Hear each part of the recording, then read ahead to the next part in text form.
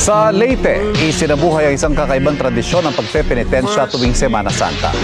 Tinatawag po yung Tais Dupol na ayon kay Monsignor Gilbert Urbina ng Archdiocese of Palo ay kadalasang ginagawa tuwing Biyernes Santo. Naglilibot sa buong bayan ng Palo ang mga lalaking may suot na patusok na hood o dupol habang nakapaa para isagawa ang Station of the Cross. May mga nagkomento online na iniugnay ang Tais Dupol sa grupong KKK o Ku Klux Klan na nag-iaktibo sa Amerika noong 1800s. Ikinalungkot yan ni Monsignor Urbina at sinabi ang paggamit ng KKK nito ay pangungutya sa paniniwala ng simbahang Katolika. Ang pag-ugnayan niya ng Tais Dupol sa kanila ay pagpapakita